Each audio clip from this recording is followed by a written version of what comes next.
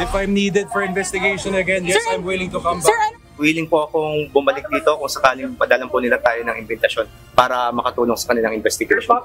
Handang bumalik kung kinakailangan. Ito ang tiniyak ni Quezon City 1st District Representative Arjo Atayde at Caloocan City 3rd District Representative Dean Asistio matapos humarap ngayong araw sa Independent Commission for Infrastructure o ICI. Isinagawa ang pagdinig ng dalawa sa pamamagitan ng executive session.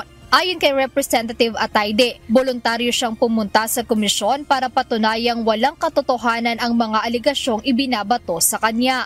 Partikular na ang pagdadawit sa kanya ng mag-asawang Curly at Sara Diskaya sa nakaraang Senate Blue Ribbon hearing na nagsulisit umano ng pera mula sa kanilang construction company. Oh, I'm sure everyone wants an answer as well. I told the people I'll answer at the proper form at the proper time. And this is it po. I also have my affidavit. And I'm ready to answer po. I'll lay the cards on the table. Facts lang po. I don't wanna invalidate the feelings of people towards the gravity of the situation if I deny. So I had to gather all the evidence backing the allegations against me to prove my innocence po. Dagdag ng mambabatas, inalok umano siya ng ICI kaugnay ng pagkakaroon ng executive session. They asked me po, before the the guidelines of live streaming came out, they asked me po, because as I said, I volunteered, I think about 2 weeks ago po when I wrote a letter, and they asked either a live streamer or not. In respect to the commission, they asked naman po, and I just replied. Samantala ipinaliwanag naman ni Representative Asistio ang dahilan ng kanyang paghiling para sa closed-door hearing.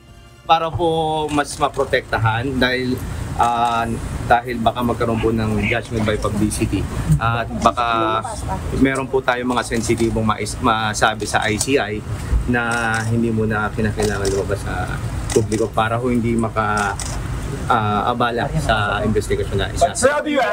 Bukod dito, nanindigan si Congressman Atayde na wala siyang itinatago at ang pagharap niya ngayong araw sa ICI ay upang marinig ang katotohanan sa kabila ng mga aligasyon.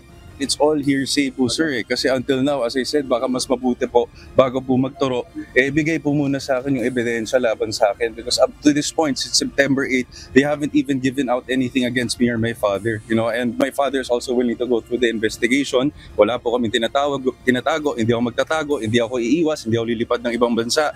I am here to thoroughly go through the investigation to fight for my innocence po and Para naman kay Congressman Asistio, tell-all na siya sa kanyang unang pagharap sa independent body. Handa rin niyang ibigay ang anumang dokumento na kailangan ng komisyon sa investigasyon. Wala naman po dapat itago kaya lahat po sinabi natin. Pagkatapos po nung aming pag-uusap kanina, may mga certain documents po na hinihingi sa akin from our office. At ang sabi ko po, willing po kami itong ibigay, bigyan lang kami ng enough time. So I think by Friday masasabitan po na kung paano po yung naging proseso nung aming budget sa aking distrito from NEP to GAB to GAA para po makita nila kung saan po nagkaroon ng discrepancy sa pagpapapondo sa aking distrito.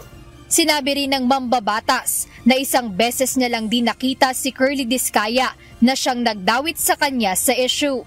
Nag-meet po kami once, that was November 2024, nung meron pong awarding doon po ng Cap Aguinaldo sa AFP, isa po ako sa mga awardee. At si Mr. Diskaya po ay nandoon bilang presenter ng award. Nag-meet po kami, once lang tapos parang pinakilala lang po ako, yun lang po. Ngayon ay wala pang pahayagang ICI kaugnay ng naging pagharap ng dalawang mambabatas, maging sa dahilan kung bakit naaprubahan ang pagkakaroon ng executive session o closed-door hearing ngayong araw. Jedne Resina, UNTV News and Rescue. Diyos ang aming sandigan, serbisyo publiko ang aming pinahahalagahan.